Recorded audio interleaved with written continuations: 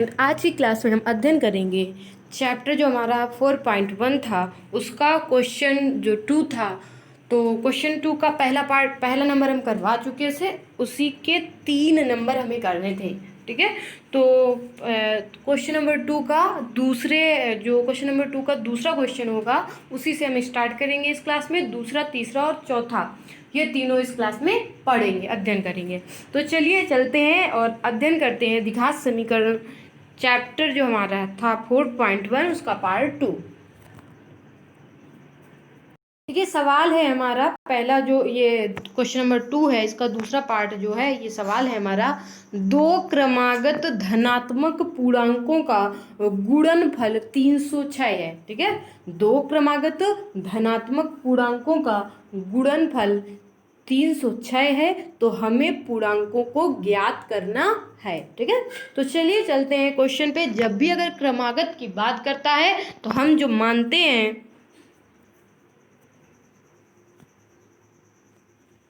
जब भी क्रमागत की बात करता है तो हम क्रम से मानते हैं। एक मानते हैं यक्स, दूसरा मानते हैं यक्स प्लस वन। अगर पूर्णांक हमें मानना होता है, तो अगर क्रमागत की बात करता है तो हम क्रम से मानते हैं यक्स कामा वन। यही हम पूर्णांक मान लेंगे और इसका दोनों का गुणनफल कितने के बराबर है, 306 दिया हुआ है। तो इस तरह से क्वेश्चन को हमें हल करना है। तो चलिए चलते हैं अपने सोल्यूशन पे, क्वेश्चन को चेक करते हैं। देखिए, सॉल्यूशन पे आ जाते हैं। तो सॉल्यूशन में सबसे पहले हम लिख देते हैं जो हमको दिया हुआ है कि दो क्रमागत धनात्मक पूर्णांकों का जो गुणनफल है वो 306 है। ठीक है, इसमें हम मान लेते हैं, माना पहला धनात्मक पूर्णांक x है और दूसरा धनात्मक पूर्णांक कितना है, x प्लस वन है।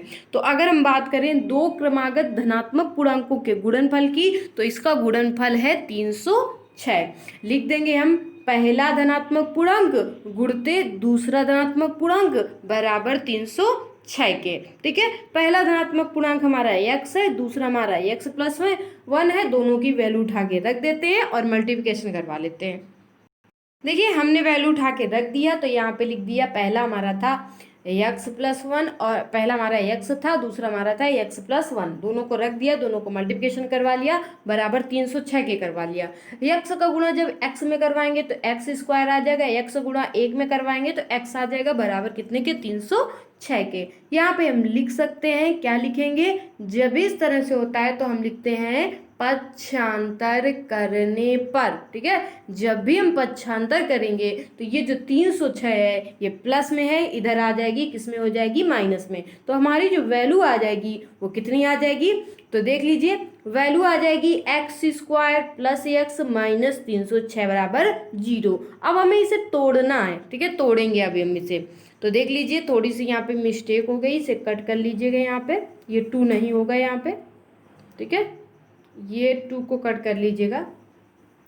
तो देख लीजिए, हमें इसको तोड़ना है। 306 का हम सबसे पहले गुणनखंड कर लेते हैं। गुणनखंड करेंगे अगर, तो यहाँ पे आ जाएगा 2, 2 से करेंगे कितना आ जाएगा, 1। ठीक है, अब यहाँ पे हमने किया 2 1 के 2, फिर यहाँ पे कितना बचा, तो बचा हमारा 1, तो 2 पंचे 10, 2 3 6। इस तरह से करेंगे। अब 3 से कर देंगे तो कितना आ जाएगा, 3 5 15 और 3 1 3, 51 आ गया। अब फिर 3 से करेंगे तो कितना आ जाएगा, फिर आ जाएगा 17।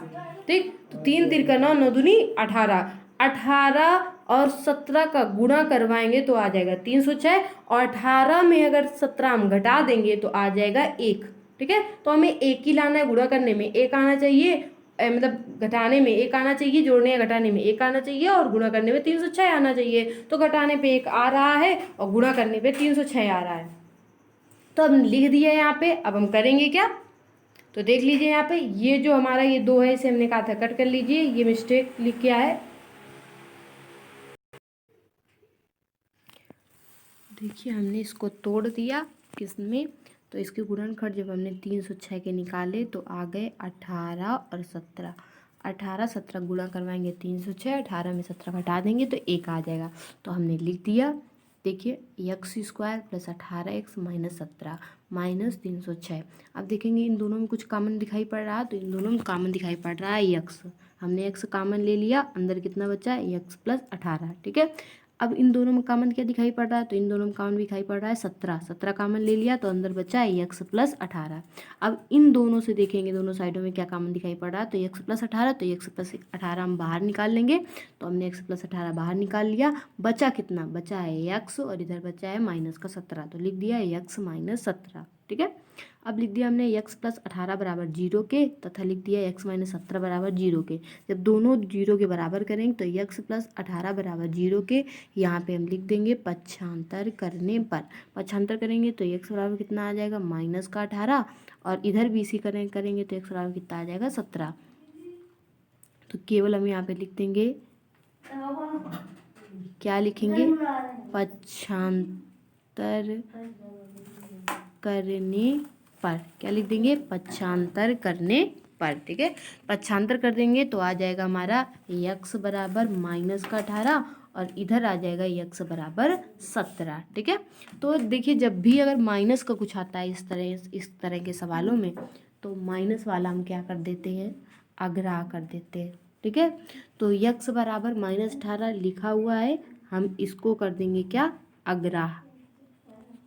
क्या कर देंगे,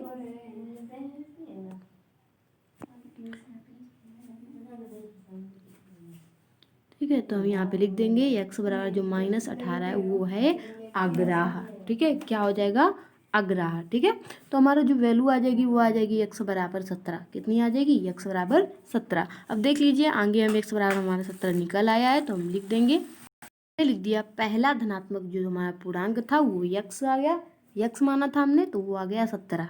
ठीक है, क्योंकि यहाँ पे सिर्फ पॉजिटिव वैल्यू लेते हैं, हम निगेटिव वाली अग्राह कर देते हैं। अब दूसरा धनात्मक पूर्णांक आ जाएगा x प्लस 1, तो x का मान है 17, 17 प्लस 1 कर देंगे तो 17 प्लस 1 कर दिया तो कितना आ गया 18, तो दूसरा पूर्णांक हमारा आ गया 18। तो इस तरह से दो पूर्णांक हमारे आ गए 17 और 18, यही हमारा हो गया आंसर। ठीक है, चलिए आगे क्वेश्चन को देखते हैं। ये अगला क्वेश्चन क्या है जरा उसे पढ़ लीजिएगा। अगला क्वेश्चन लिखा हुआ है, ये हमारा सेकेंड का तीसरा नंबर सवाल है। सवाल है रोहन की माँ, ठीक है, एक मिनट रुकिएगा, लिख लीजिए। और देखिए यहाँ पे लिखा है रोहन की माँ उससे 26 वर्ष बड़ी है, उनकी आयु वर्षों में और उनका गुणनफल अब से 3 वर्ष पश्चात 360 हो जाएगा। हमें रोहन की वर्तमान आयु ज्ञात करनी है। इसे पूछा गया है कि जो रोहन की माँ है वो रोहन से 26 वर्ष बड़ी है। ठीक है, उनकी आयु का गुणनफल मतलब दोनों का गुणनफल क्या होगा, अब से 3 वर्ष पश्चात मतलब बाद में, और जब भी बाद कहा जाता है तो 3 3 दोनों में जोड़ देंगे, रोहन की आयु में और रोहन की माँ की आयु में। ठीक है, तो चलिए ये कितना हो जाएगा, 360 के बराबर हो जाएगा। तो हमें रोहन की वर्तमान आयु निकालनी है। ठीक है, और या हम निकालना चाहे रोहन की माँ की भी निकाल देंगे, क्या दिक्कत है। ठीक है, तो चलिए हम क्वेश्चन को हल कर लेते हैं, सोल्यूशन इसका हल करते हैं। देखिए चलते हैं अपने क्वेश्चन पर।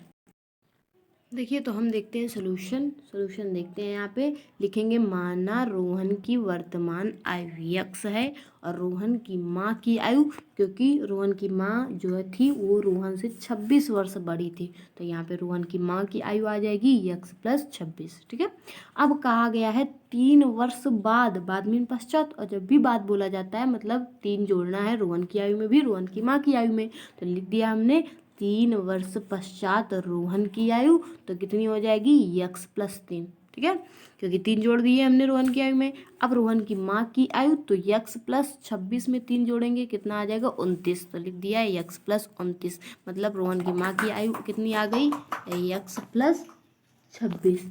ठीक है, तो रोहन की माँ की आयु x प्लस आ गई 26 प्लस 3 तो 29 आ गई x प्लस, और रोहन की आयु कितनी आ गई x प्लस 3। अब इन दोनों का गुणा 360 के बराबर है, तो चलिए देखिए आगे। सबसे पहले हमने लिख दिया दोनों की आयु का गुणनफल कितना है 306 है, तो x प्लस 29 और x प्लस 3 दोनों का गुणनफल कितना कर दिया गया 306। तो देखिए x का गुणा x से करवाएंगे x स्क्वायर, x का गुणा हम 29 से करेंगे 29x, 3 का गुणा x से करेंगे कितना आ जाएगा 3x, और 29 का गुणा 3 से करेंगे तो कितना आ जाएगा 87। ठीक है, बराबर कितने के 306 के। अब यहाँ पे 29 और 3 हम जोड़ देंगे तो कितना हो जाएगा 32x, यहाँ पे 87 आया है, हम लिख देंगे यहाँ पे पक्षांतर करने पर, तो यहाँ पे हम लिख सकते हैं, लिख दिया हमने, पक्षांतर करने पर, पक्षांतर कर देंगे 87 इधर आ जाएगा, 306 में 87 घटा देंगे तो आ जाएगा 273। तो हमारा जो मान आ जाएगा वो आ जाएगा x² + 32x बराबर 273 के। ठीक है, अब जब ये बराबर 273 के, फिर से हम क्या लिखेंगे, पक्षांतर करने पर, पक्षांतर कर देंगे, यहाँ पे लिख देंगे पक्षांतर करने पर, पक्षांतर कर देंगे तो ये 273 है, इधर आ जाएगा तो आ जाएगा माइनस में। ठीक है, देखिए माइनस में आ जाएगा।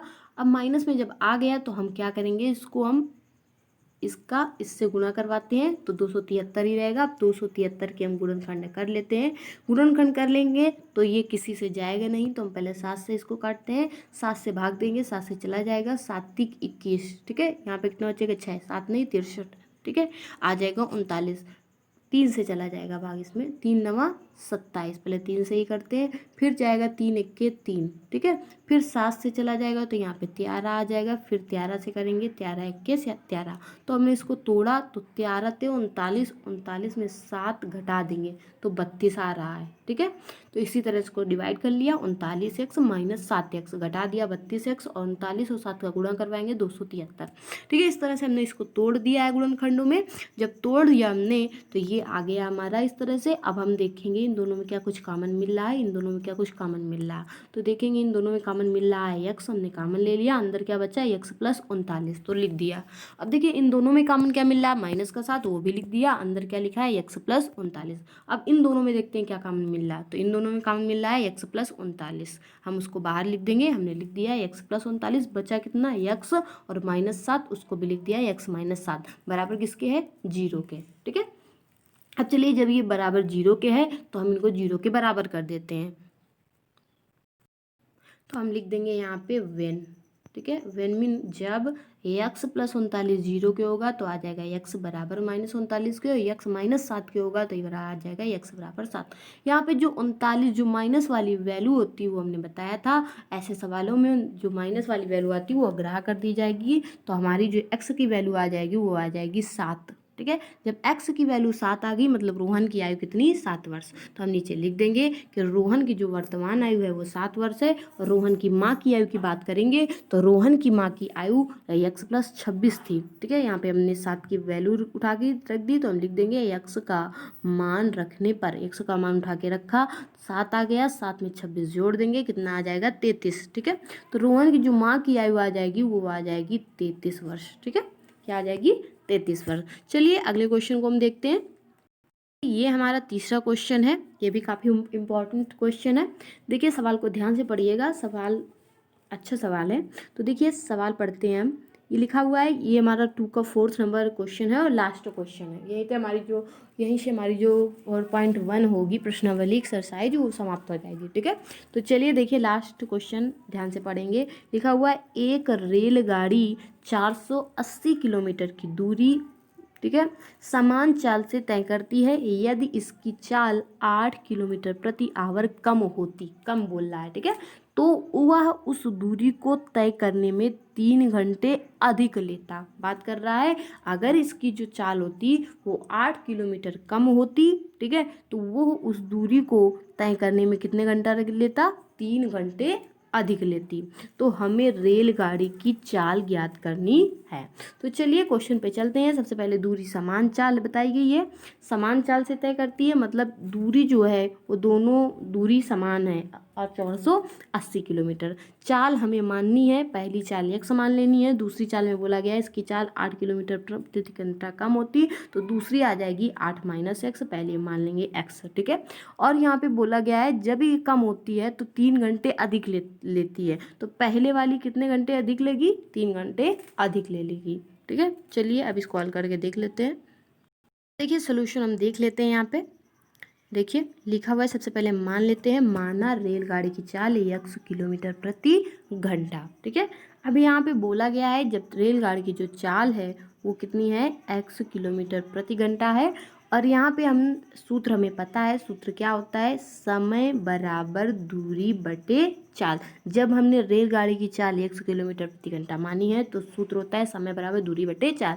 दूरी हमने अभी पढ़ा है कि जो दूरी है वो जो दूरी दोनों की है वो क्या है, समान है। दूरी क्या है, वो दोनों की समान है। तो दोनों की दूरी समान होने के कारण हम लिख देंगे दूरी बटे चाल। समय ही निकालना है हमें, चाल हमें पता है। तो देखिए हम लिख सकते हैं, तो समय बराबर क्या हो जाएगा, 480 दूरी समान है। यहाँ पे देखिए चाल कितनी है, तो यक्स है, 480 बटे यक्स घंटे लिख दिया हमने। अब हम लिखेंगे यदि चाल 8 किलोमीटर प्रति घंटा कम हो, जब हम कम कर दें तो देखिए इसी चाल, जो ये चाल है यक्स, इसी में 8 घटा देंगे, तो हमने 8 घटा दिया, लिख दिया यक्स माइनस 8, ये हमारा चाल हो गई। और दूरी समान है तो लिख देंगे समय बराबर 480 बटे एक्स माइनस 8, ये हमारी सेकेंड हो गई चाल, समय मतलब। और ये पहला समय हो गया।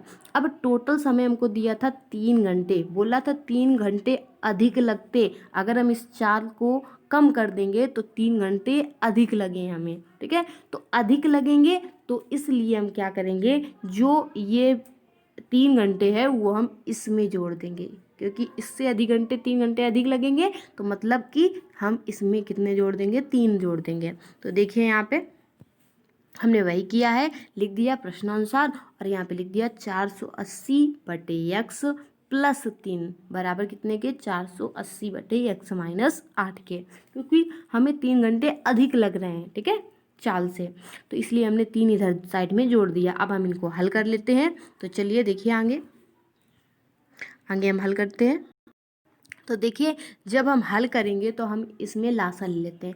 लासा ले लेंगे, कितना आ जाएगा, यक्स आ जाएगा, ये इधर चला जाएगा, ये इधर चला जाएगा, इस तरह से इसका गुणा हो जाएगा, तो आ जाएगा 480 प्लस 3 यक्स बराबर 480 बटे यक्स माइनस 8। अब देखिए इतना आ गया हमारा। अब हम यक्स माइनस 8 का इधर गुणा करवा दें, यक्स का इधर गुणा करवा दें। यक्स माइनस 8 का गुणा करवाएंगे, 480 से यक्स का गुणा करवाएंगे, तो हम लिख देते हैं। तो हमने सबसे पहले हमने लिख लिया कि यक्स माइनस 8 480 प्लस 3, इधर लिख देंगे 480 यक्स, ठीक है। अब हम गुणा करवाते हैं, यक्स का गुणा 480 में करवाएंगे, 480 यक्स। अब हम यक्स का गुणा 3 यक्स में करवाएंगे तो 3 यक्स स्क्वायर, माइनस 8 का गुणा 480 में करवाएंगे तो आ जाएगा माइनस 38 40, ठीक है। अब माइनस 8 का गुणा 3 में करवाएंगे तो आ जाएगा माइनस माइनस प्लस, तो आ जाएगा 24,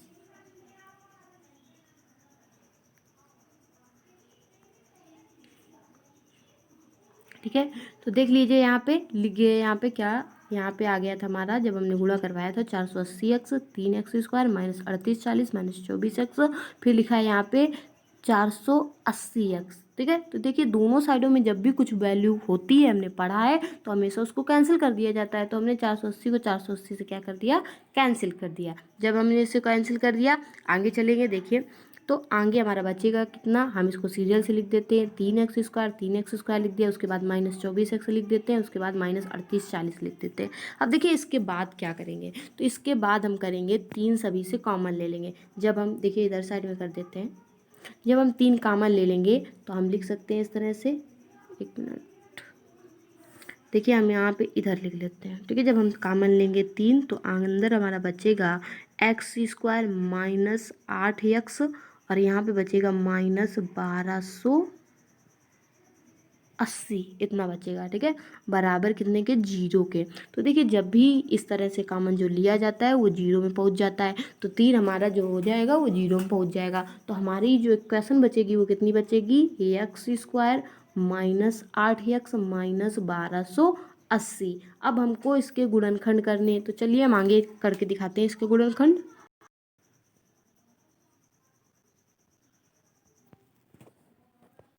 देखिए हमारा कितना आया था, तो हमारा आया था यहाँ पे एक्स स्क्वायर माइनस कितना आया था, माइनस आया था 8 यक्स, ठीक है। जब हमने 3 उधर भेज दिया आया था माइनस 1280। अब हम इसके गुणनखंड कर लेते हैं। जब हम 1280 के गुणनखंड करेंगे तो ये टूट जाएगा, देखिए करके देख लेते हैं, 1280 जैसे अभी हमने करके देख लिया था। तो देखिए यहाँ पे हो जाएगा, करके देखेंगे, 2 से करेंगे तो आ जाएगा कितना, यहाँ पे आ जाएगा 640, यहाँ पे 2 से करेंगे फिर से तो आ जाएगा कितना, 880 आ जाएगा, ठीक है। फिर यहाँ 2 से करेंगे, मतलब यहाँ 8 नहीं आएगा, देखिए फिर यहाँ पे करेंगे तो आ जाएगा 32, ठीक है। अब यहाँ पे करेंगे फिर 2 से तो आ जाएगा 160, फिर यहाँ 2 से करेंगे आ जाएगा 80, फिर 2 से करेंगे तो आ जाएगा 40, ठीक है। फिर 2 से करेंगे तो आ जाएगा 20, तो अब इधर साइड जगह इधर नहीं है, इधर कर देते हैं तो आ जाएगा 20, फिर 2 से करेंगे तो आ जाएगा 10, फिर 2 से करेंगे तो आ जाएगा कितना 5, फिर 5 से करेंगे तो 1। इस तरह से इनके गुणनफल कर डालेंगे। हम इनको डिवाइड कर लेते हैं आधे आधे में, तो देख लिए 5 दूनी 10, 10 दूनी कितना होता है 20। अब इधर करेंगे 2 2 4, 4 दूनी 8, 8 दूनी 16, 16 दूनी 32, ठीक है 32। और यहाँ पे हमने किया 5 10, 10 दूनी 20, 20 दूनी 40। मतलब अगर हम 40 में 32 घटा दें तो आ जाएगा 8, आ जाएगा 8। और 40 में 32 घटाएंगे तो 8 आ जाएगा, और अगर गुणा करवाएंगे तो 1280 आ जाएगा। तो चलिए देख लेते हैं फिर से इसको। तो हमारा जो सवाल था वो हमने लिख दिया। सबसे पहले x² माइनस 8x माइनस 1280। अब हमें पता हो गया कि गुणनखंड कितना है, हम तो तोड़ लेते हैं। तो हम लिख देंगे यहाँ पे x² माइनस कोष्टक में लिख देंगे 40 माइनस 32, बाहर लिख देंगे x माइनस 1280 बराबर कितने के 0 के, ठीक है। यहाँ पे करेंगे तो x² माइनस यहाँ पे लिख देंगे 40, x माइनस माइनस कितना हो जाएगा प्लस, तो आ जाएगा 32x माइनस 1280 बराबर 0 के। देखिए गुणनखंड इनके कर लेके गुणनखंड करेंगे तो x आ जाएगा, अंदर आ जाएगा x माइनस 40, ठीक है। इधर हम करेंगे इनके, देखिए दोनों से कॉमन जब हम लेंगे तो यहाँ पे कितना आ जाएगा, तो यहाँ पर आएगा कॉमन जब हम लेंगे इनका, तो देखिए यहाँ पे जब माइनस माइनस प्लस हो गया है हमारे पास, तो हम कॉमन लेंगे तो कितना आ जाएगा, तो यहाँ पे आ जाएगा कॉमन दोनों से 32। जब हम 32 कॉमन लेंगे तो यहाँ पे भी आ जाएगा x माइनस 40, ठीक है। तो एक कोष्टक में आ जाएगा x माइनस 40 और दूसरे कोष्टक में आ जाएगा, यहाँ पे लिख दीजिए x माइनस 40 और एक कोष्टक में आ जाएगा x प्लस 32, ठीक है। तो हम वेन करके इनको निकाल लेते हैं, हम लिख देते हैं आगे। चलिए देखिए हम लिख देते हैं वेन जब x माइनस 40 बराबर 0 के, तो x बराबर कितना निकला 40, ठीक है। आगे जब हम करेंगे वेन x प्लस 32 बराबर 0 के, तो x बराबर कितना आ जाएगा, तो x बराबर आ जाएगा माइनस 32 के। हमने कहा था अगर माइनस का 32 आ जाए तो उसे अग्राह कर दिया जाता है। तो यहाँ पे हम इसे लिख देंगे अग्राह, क्या कर देंगे अग्राह, ठीक है। हम नहीं लेंगे इसे 32 को। तो देखिए 32 को हम छोड़ देंगे तो हमारी जो रेलगाड़ी की चाल आ जाएगी वो कितनी आ जाएगी 40 आ जाएगी, ठीक है। तो देखिए हम लिख देंगे कि रेल गाड़ी की चाल, ठीक है, रेल गाड़ी की चाल कितनी आ जाएगी, तो रेलगाड़ी की यहाँ पे चाल आ जाएगी x बराबर 40 किलोमीटर प्रति घंटा, ठीक है। रेलगाड़ी की जो चाल आ जाएगी वो 40 किलोमीटर प्रति घंटा निकल आएगी यहाँ पे, और रेलगाड़ी की ही चाल यहाँ पे पूछी गई थी। तो यही हमारा हो जाएगा आंसर, ठीक है। तो हमारा जो क्वेश्चन नंबर 2 था वो पूरा कंप्लीट हो चुका है, चारों पार्ट चारों क्वेश्चन इसके हो चुके हैं, ठीक है। अब हम अगली एक्सरसाइज में पढ़ेंगे 4.2, ठीक है। तो यहीं से हमारी जो आज की क्लास होगी वो फिनिश होती है, और अगली क्लास में हम पढ़ेंगे 4.2, एक्सरसाइज 4.2 का अध्ययन करेंगे।